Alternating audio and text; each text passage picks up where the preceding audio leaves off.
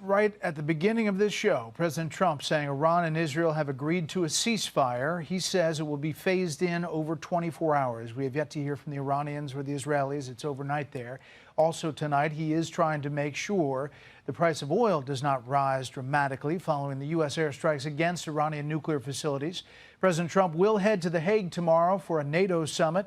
Senior White House correspondent Peter Doocy is already there tonight with the latest. Good evening, Peter. Patriots, hold on to your flags because what just went down in the Middle East is nothing short of historic, and it proves why we needed Donald J. Trump back in command from day one. Breaking tonight, President Trump just did what the so-called experts said was impossible. After just 12 days of fierce conflict, Israel and Iran have agreed to a complete ceasefire, brokered by Trump himself. That's right, no globalist think tank, no endless negotiations, no billions in foreign bribes.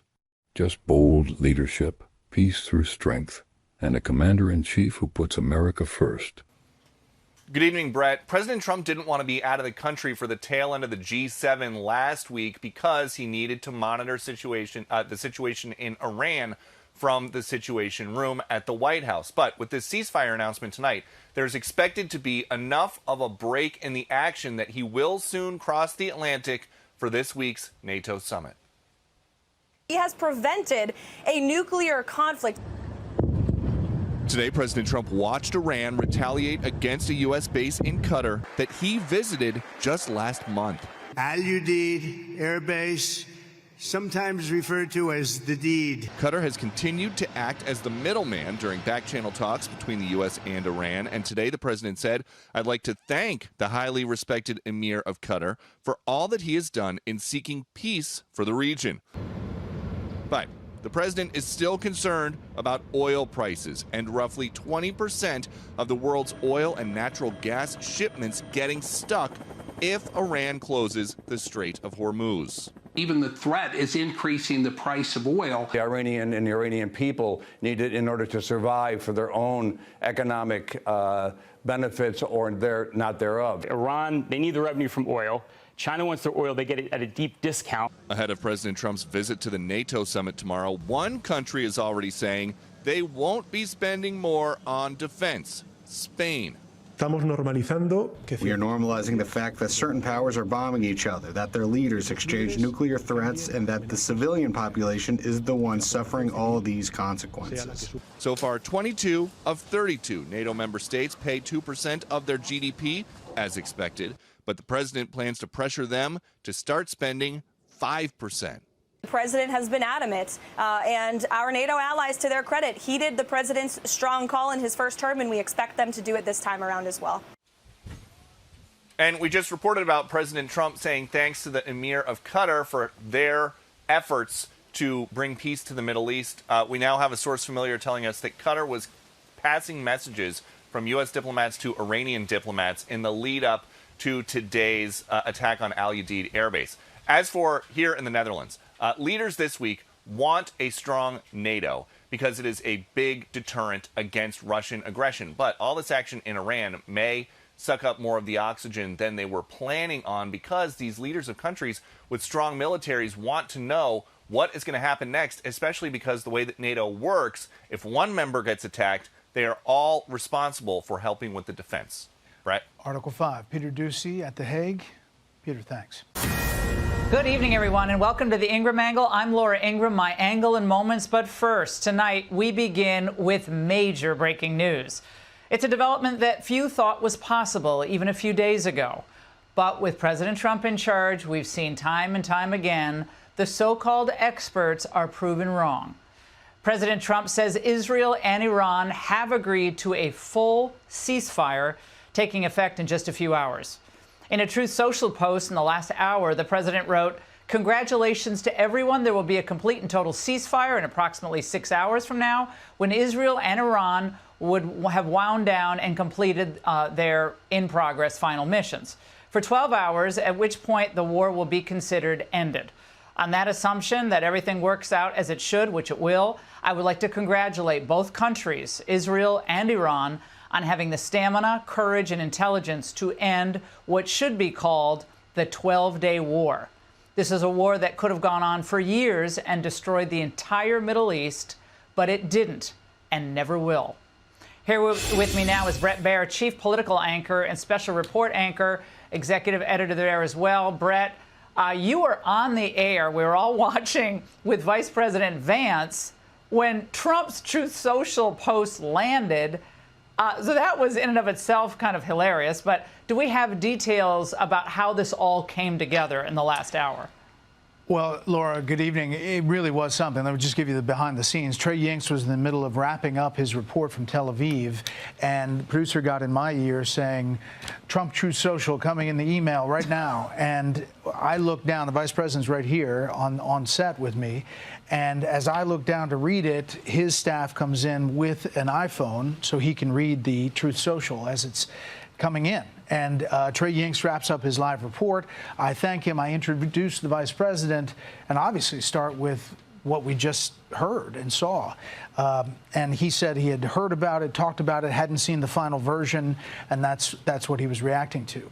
Since then, we've learned that Qatar was the intermediary and that Iran officials are now saying they did, in fact, authorize Qatar to negotiate on their behalf, at least according to Reuters and other wire services, and that the Israelis are going to agree to this in a 6-hour time frame. Now, what happens between now and the 6 hours? I expect a lot of kinetic action inside Iran from the Israelis, but that's what it looks like. And then the details that the president laid out about how it follows over the next 24, 48 hours, we don't know what that picture looks like or whether it leads to negotiations.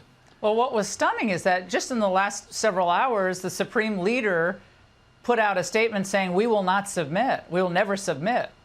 So something was changing in that interim time period, and I guess he was made an offer he couldn't refuse. Maybe so. We don't know. The supreme leader is supposed to be holed up in a bunker. That the going thing in Iran, we're told, is that everyone doesn't know where he is except the Israelis and the U.S. And they have said that they could take him out at any time. I don't know what has transpired that changed the Iranians' bold action, other than to read the tea leaves here. They gave a pre-warning about the missile strike on Qatar and Al Udeid Air Base, saying this is going to happen, get your people out of there. And then the air defenses took down those missiles, including one from Qatar. And, you know, I think that the president's very weak response post and let's get to peace started phone calls between all of the parties, according to the vice president. And in between the time he left the White House and the time he arrived on this set, something had transpired to get that Truth Social post. And the president even thanked Iran for the heads up, as you noted with Vance, which it all seemed like it was missile theater at some point. They gave them a chance to save face, shoot up a couple of, you know, what looked like Roman candles. I mean, they were missiles, but and no damage was done, as far as we understand, on the ground. So you wonder why they even went through that exercise. But nevertheless, the president didn't choose to humiliate Iran in this moment, which I think that's classic Trump. He wants to give people a way out. He did say, let's get to peace, let's get to the table. He called it very weak and thanked them for the heads up. But, you know, it follows a pattern. In 2020, the Iranians did the same thing. They fired on a U.S. military base in Iraq, but they also gave a heads up ahead of time. That was after the Soleimani assassination, the takedown of the main military commander for Iran by the U.S. And so it follows a pattern. We'll see if this also follows a ceasefire, because, as you know, the Israelis feel like they have a lot of superiority in the skies and they can take out targets at will. And they're on the cusp of making a big change to their existential threat. So it may be tough for them to agree to it, but I think the president is pushing. And Bret, although people don't want to be political in this moment, politics always enters the equation. We had an enormous amount of kind of nastiness on across the political aisle over the last few days regarding the president's decision. So some Democrats were more, tepid about it, but others were basically very, very negative on what the president was doing. How do you see this moment playing out politically? This wasn't just a PR stunt, folks. This was real. Leadership. Trump didn't drag us into a decades-long mess like Bush or Obama. He ended a war in 12 days and left America without a single casualty.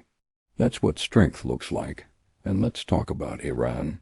The same regime that's been chanting death to America since the Carter days. Their nuclear program? Obliterated. Trump didn't ask for permission. He acted decisively, and now they're backpedaling faster than Joe Biden at a press conference. And while the fake news tried to whip up panic about retaliation, Iran gave us a heads up before their so-called strike on a U.S. base. Why? Because they KNEW, Trump wasn't playing games. What they fired off was missile theater, and they knew it.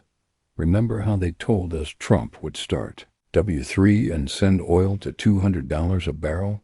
Guess what? Oil just dropped below $70. Gas and diesel prices are falling. That's what happens when you say drill, baby, drill, and actually mean it. I mean, John Fetterman was the only Democrat I saw very vocal in his support of the action. Others were either tepid or saying it was unconstitutional and he had to come to Congress first. I think a lot of those Democrats, if you look back at President Obama's actions in Lebanon, in Syria, they were not anywhere near as vocal about the congressional authorization issue back then. Politically, I think it plays pretty well. He's kept his party largely together. There are some vocal voices, as you know, Marjorie Taylor Greene and others, Tom Massey, but fairly small in number and in voice. And I think it really depends how this ceasefire works out and what comes next. Brett, thank you very much. That was an unbelievable interview. Energy Secretary Chris Wright. Mr. Secretary, big news tonight before we booked you to come on the show about this ceasefire deal that's going to take effect, the ceasefire, in just a few hours from now.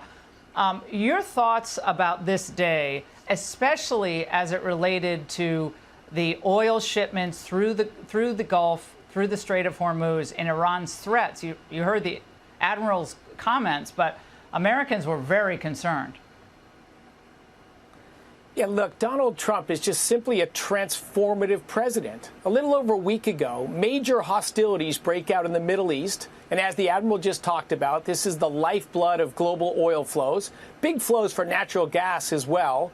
Everyone's predicting for sure over $100 oil is just around the corner. Then we have strong leadership from our president, precision strikes over the weekend to take out Iran's key nuclear facilities. Everyone thinks that's another $20 on the price of oil. And here we are Monday evening, and oil dropped below $70 a barrel. And more importantly for American consumers, wholesale gasoline was down over 10 cents today and diesel down 15%. That is the collective benefits of President Trump's energy dominance agenda and his strong, clear, peace through strength leadership style. It's just transforming the Middle East. Now, Mr. Secretary, for those of us who were young politicos back in the 80s, and I happen to work for President Reagan, this is a Reagan-esque move on the part of President Trump. I mean, the America First agenda at play. There were a lot of people on the right who were very concerned, and I had my concerns. I don't like any military involvement if we can avoid it, but he made a decision that there was no good reason to avoid this military engagement, that it was critical for America first. I love the Reagan-esque comparison. Ronald Reagan just looked at the Soviet Union completely differently than all the leaders before him. He saw the black and white. He saw the good and evil. And the only way you win is by being clear and strong and bold. And he did just that. Donald Trump got elected to do the same thing with American energy policy and with American foreign policy. Iran has been a mess. They've been the cause of all the trouble and instability for 46 years now in this entire region of the world. He didn't follow the old playbook, the Biden playbook of appeasement, ask them nicely to do less bad behavior, don't enforce the sanctions and give Iran a bunch of money. That didn't work. President Trump came in with a very different approach. And we're still in the midst of this, but just dramatically different results in the Middle East and for American energy buyers. Now, Mr. Secretary, we're just getting new details in about the ceasefire. Reuters is reporting that President Trump brokered the agreement with a phone call with Netanyahu this afternoon, and that Vance, Rubio, and Envoy Witkoff held direct and indirect talks over the last few days with the Iranians. Again, to your point, he just decided to abandon this idea that you don't treat Iran like they're real people there. And he's like, they are people. They want a better life. Someone there wants a better life for these people. I'm going to try to play to that while I play America's strength on the world stage. But the old guard, they didn't go the Trump way, and they talked him down for years and years, and no one else could have pulled this off. And again, assuming this all holds. I agree, Laura. Just a totally transformative style. You know, President Trump's one constituency is the American people. And when he does foreign policy, who's his constituency in Iran? 90 million Iranians. That was, you know, this is an educated, technically successful, pretty doing well society not long ago, and it's gone backwards for 46 years. Those Iranians, they want peace and trade and prosperity just like we want in the United States, just like the rest of the Middle East does. Maybe they're going to get a taste of it. Well, they're going to have to step up and find their new leader. Mr. Secretary, the president said drill, baby, drill today or yesterday when he was concerned about the price, perhaps, of oil going up. But this seems like great news so far. Thank you very much for joining us. Explain, Jonathan Turley, George Washington University law prof and Fox News contributor. I mean, that was a tough moment for old AOC there. The ceasefire. So we got to impeach Trump. Yeah. Jonathan, let's go to the substance of this. The substance of this, because I know you have some history about ceasefire negotiations and a president involved and these kinds of things. But tell us what we should know. Well, you have to feel for AOC. You're all dressed up for an impeachment and peace breaks out. It's sort of a Marissa Tomei moment from My Cousin Vinny. What a nightmare. And the problem is that it doesn't make for a very good impeachment, and that's why she was struggling.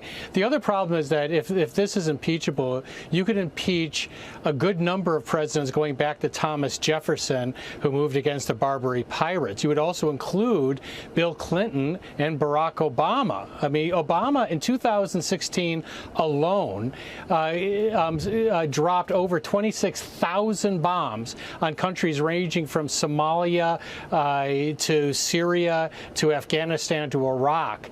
You know, there was no suggestion by Democrats that they had to immediately impeach Barack Obama.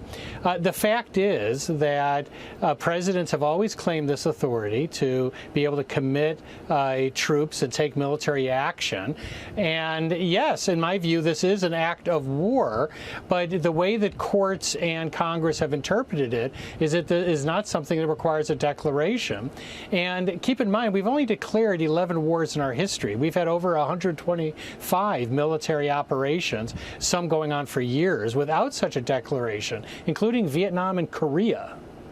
Yeah, I think it's probably a good idea for Congress to have to weigh in on war, especially protracted conflicts and boots on the ground. Right. But this obviously was, her point was ridiculous from the beginning. Now, we had another big win for President Trump today. I mean, he has lots of wins to talk about today. But this was the Supreme Court, at least temporarily, clearing the way for the White House to speed up these deportations and send illegals to countries where they have no previous ties. How important is this, Jonathan, tonight? This is enormously important. It gives a great number of options now to the Trump administration. It should have the effect of speeding up deportations. This Boston judge actually said that he believed the Supreme Court and Congress were on his side. Well, obviously he was wrong about one of those by 6-3, because that's the result today. And the court said you can't send people to a country other than their home country. That is a major stumbling block for the administration. They have a lot of people to deport, but they also don't have cooperative countries often on the other side. This gives them options, and you can bet they're going to use it. Yeah, and I think the Trump administration does not have the time to give the process that the left thinks every illegal alien is due. Most of them have already been given their own due process. But Jonathan, this is fascinating. Incredible day of news. Thank you very much. What happened with Iran in the Middle East and some breaking news coming just now. Joining us this evening, Vice President J.D. Vance. Mr. Vice President, thanks for coming. Absolutely. Thank you. Just seconds ago, the president went to Truth Social and typed this. It has been fully agreed by and between Israel and Iran that there will be a complete and total ceasefire. Complete and total ceasefire is what he typed. Yep. What does that mean? How did it come about? What's the development here? Well, we were actually working on that just as I left the White House to come over here. So that's good news that the president was able to get that across the finish line. I think what it means, Brett, is quite simple. First of all, the president, without, knock on wood, having a single American casualty, obliterated the Iranian nuclear program. We are now in a place where we weren't a week ago. A week ago, Iran was very close to having a nuclear weapon. Now, Iran is incapable of building a nuclear weapon with the equipment they have because we destroyed it. So that's a very, very big thing. Now, what that means, I think, is we have to talk to Iran and, of course, to Israel about what the future holds. Because while we have obliterated the Iranian nuclear program, our hope and our expectation is that they're not going to try to rebuild that program. And I think that's what the president is really trying to figure out here, is to build a long-term settlement here to where we can have peace in the region, where our regional allies and, of course, the American people, most importantly, can be secured, but where we can ensure that the destruction of the Iranian nuclear program that has already happened is not something they try to rebuild. I want to get to the obliterated part in just a minute, but I just want to read this fully so I get the context here. Congratulations to everyone. It has been fully agreed by and between Israel and Iran that there will be a complete and total ceasefire in approximately 6 hours from now, when Israel and Iran have wound down and completed their in-progress final missions for 12 hours, at which point, the ceasefire for 12 hours, at which point the war will be considered ended. Officially, Iran will start the ceasefire, and upon the 12th hour, Israel will start the ceasefire, and upon the 24th hour, an official end to the 12-day war will be saluted by the world. During each ceasefire, the other side will remain peaceful and respectful on the assumption that everything works as it should, which it will. I would like to congratulate both countries, Israel and Iran, on having the stamina, courage, and intelligence to end what should be called the 12-day war. This is a war that could have gone on for years and destroyed the entire Middle East, but it didn't and never will. God bless Israel. God bless Iran. God bless Iran. God bless the Middle East. God bless the United States of America. And God bless the world. He seems confident that this is all coming together. That's right. And when you left the White House, were you thinking this was all gelling here? When I left the White House, I thought that we might be able to get it across the finish line before this broadcast, and it looks like the president has been able to do that. I mean, look, he's been working the phones constantly. Frankly, before the 12-day war started, but certainly over the past 12 days, the president's been extremely clear about America's national objective here. It is to create a world where Iran cannot build a nuclear weapon. We, of course, destroyed the nuclear program that they had, and the president told the entire team, we're going to work to make sure that they don't try to rebuild that nuclear capability in the future. And it's, look, this is a great thing.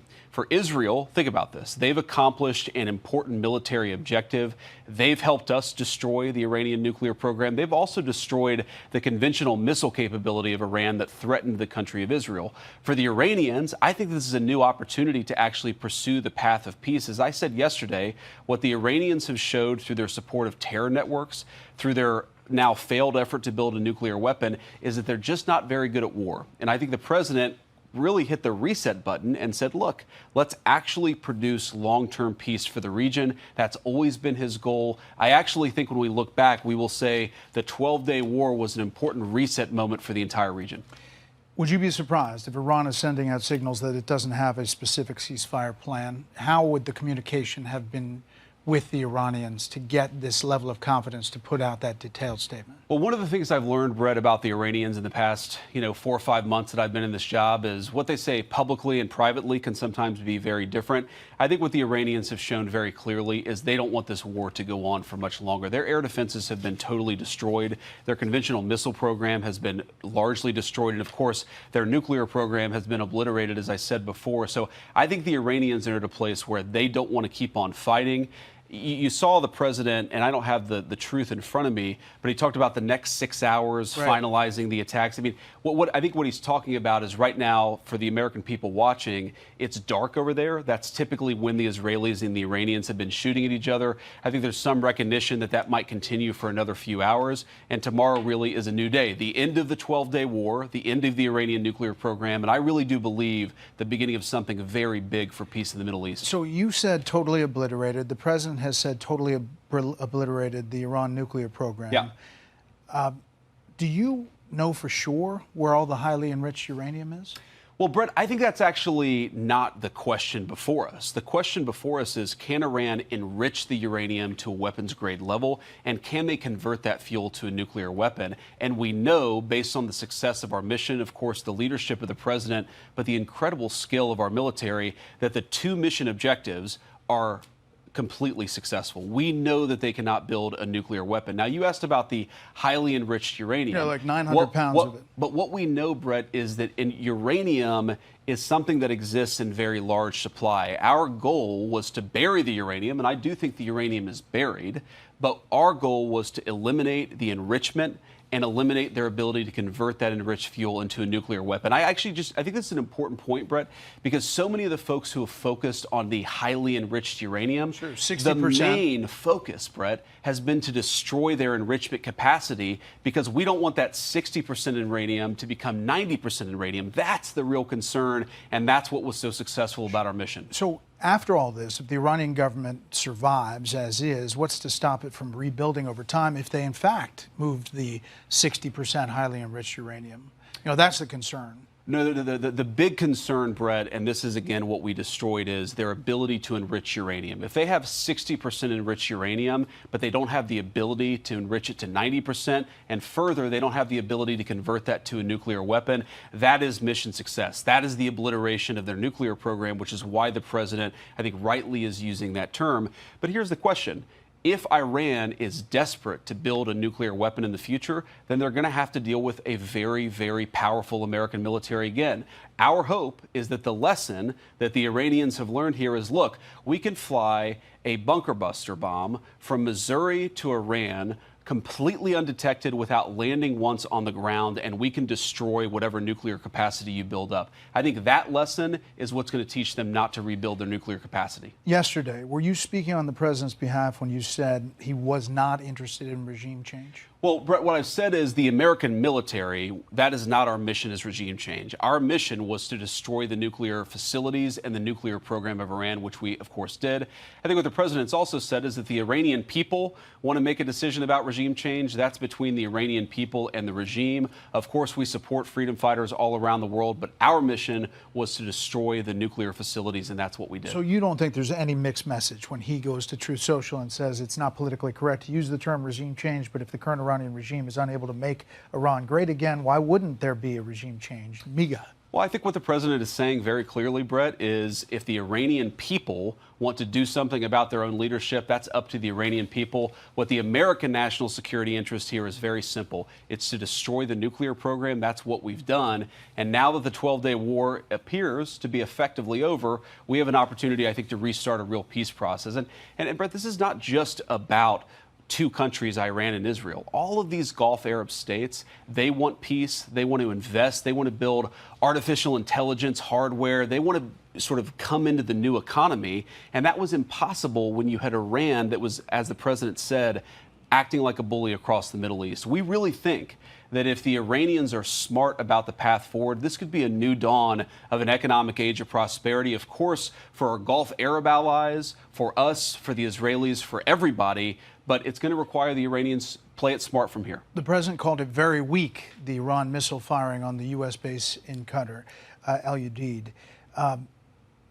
Was it a face-saving move? How do you get from that, firing missiles at a U.S. base, to a ceasefire, as he details in this Truth Social? Well, as the president said, they actually gave us some warning here. And we think they gave us some warning because they didn't want to kill Americans and they didn't want to escalate.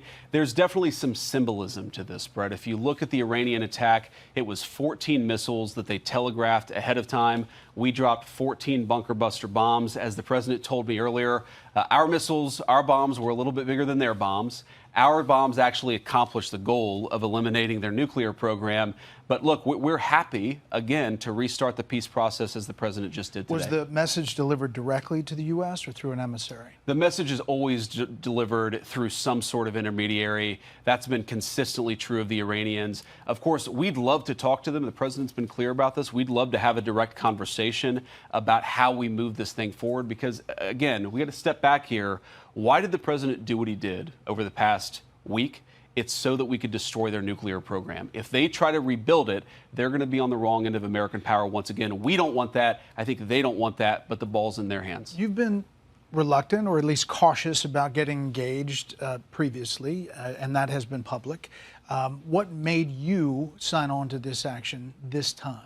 Well, I think the president has been very clear, and I've always agreed with the president that Iran can't have a nuclear weapon. And you try to run the diplomatic process as much as you possibly can. When the president decided that wasn't going to work, he took the action that he had to take.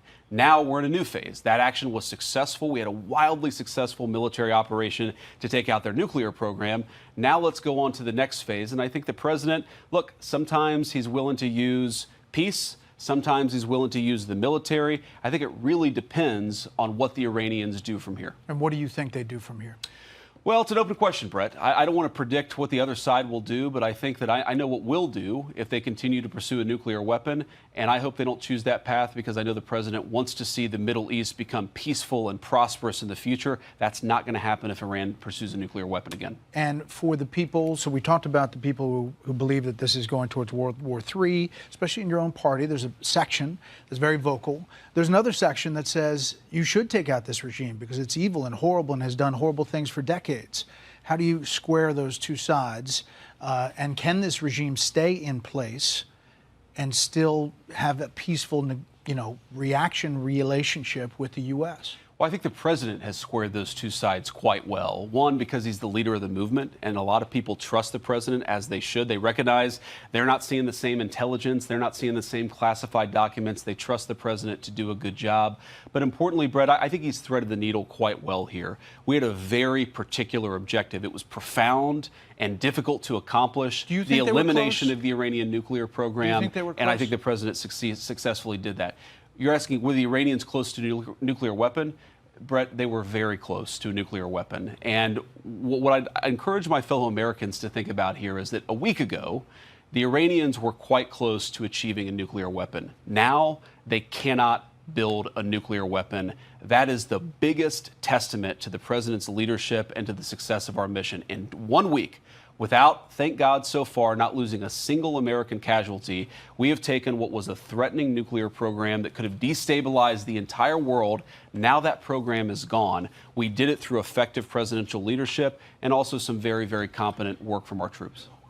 How often does it happen where you're going to do an interview and you get a Truth Social seconds before? You have some sense of it, but it's pretty detailed, where you are being asked about something the president has just put out. In this administration, Brett, it happens quite a bit, actually, but we knew this was coming. The draft, it was interesting. I just read the draft about 2 minutes before we went on the air. It was a little bit different from what the president had showed me a couple of hours ago. But again, I knew that he was working the phones as I was on the way over here. So I knew exactly what we were going to do. And look, I love that about this presidency and this administration is he's always working. He doesn't say, the vice president's going to do an interview, so I'm going to stop doing anything. He says, we're going to do the American people's business. The vice president knows what I'm trying to accomplish. And if I get it done, great, because we're going to talk about it and celebrate it, because it is a thing to celebrate. I can't emphasize this enough, Brett. We have destroyed the Iranian nuclear program. 0 Americans have died. That's an amazing, amazing thing. Americans, whether Democrats or Republicans, we should be celebrating that. Mr. Vice President, we appreciate you coming and rolling with the punches as well. Of course. Thank you for the time. Thanks, Brett. Good to see you. Nationally syndicated radio host Dana Lash is here. All right, so how are the Democrats handling these strikes and this quick ceasefire? Jesse, it's pretty unbelievable because they're all over the map on this. I mean, I remember going all the way back to the Green Revolution and going back to Egypt and Libya. Democrats loved unilateral action. They loved unilateral action in Libya, going after Gaddafi and trying to reinstitute a bunch of Clinton stooges in order to nation build. They loved getting involved in Egyptian elections and backing the Muslim Brotherhood, as Hillary Clinton did, a banned entity in Egypt before then. They loved getting involved in Honduran elections and trying to back different leaders in Honduras. I mean, we could go on and on. I don't know if there's ever been a moment in my life where Democrats haven't loved unilateral action and nation building. And to just the cherry on top of all of this, everybody remembers the entire reason we are in this position in the first place is because of Jimmy Carter and Democrats back in the 70s when they decided to get rid of the Shah and they installed the Mullah regime. That's exactly why we're in this position. Democrats own it. So you would think that they would be celebrating that their legacy has come full circle, but they haven't yet. And as far as the argument on whether or not the office of the executive has unilateral action, I've made my position very clear on my radio program, Jesse. I think war is a last resort. I'm not an interventionist, but I'm not a neocon. However, I would like to direct people to reread, if they haven't, or read James Madison and the Federalist Papers, because it's all brilliantly lined out. And it's in these things, Jesse, for progressives to read called books. You can have a noble objection to these strikes. Sure. There was people on the right who had it. There's people on the left that have it. And that's fine. And that's good. I mean, not everyone's going to agree on everything. But to say that, that Trump should have asked your permission if you're Jasmine Crockett, I mean, what? I mean, I thought this was a secret aerial campaign. He's just supposed to announce to the world, Jasmine, can I please have your permission to do this? And that doesn't make any sense. I get the objections from some of those coming on the right because they're genuine objections that come from a place of genuine concern.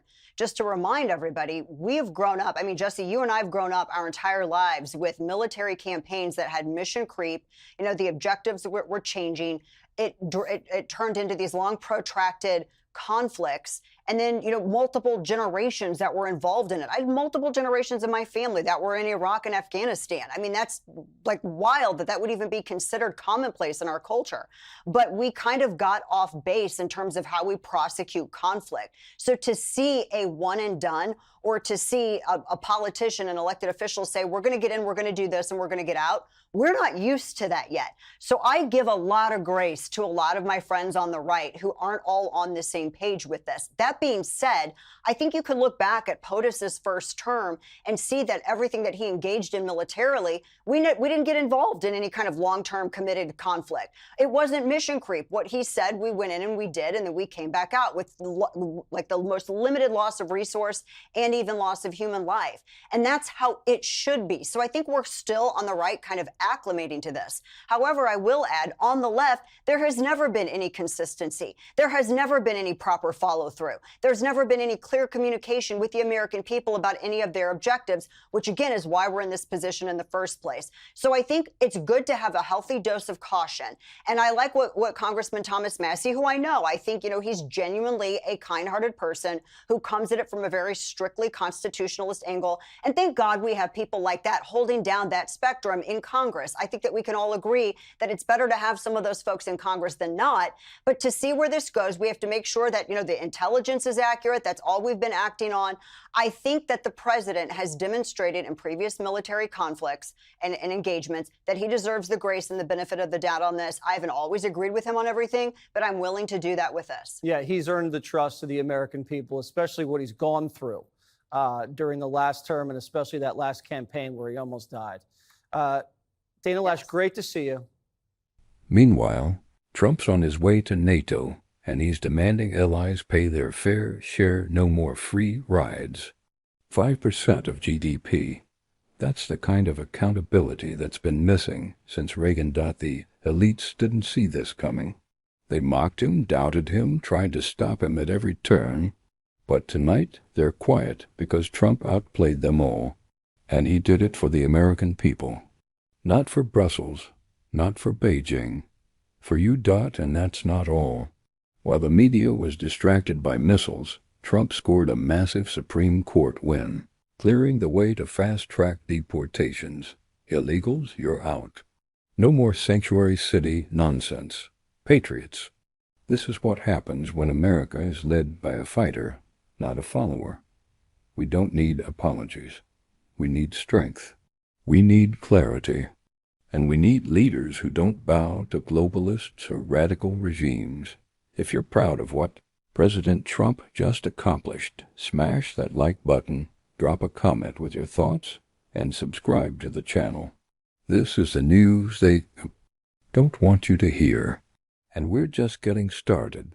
God bless Israel. God bless the United States. And God bless the truth.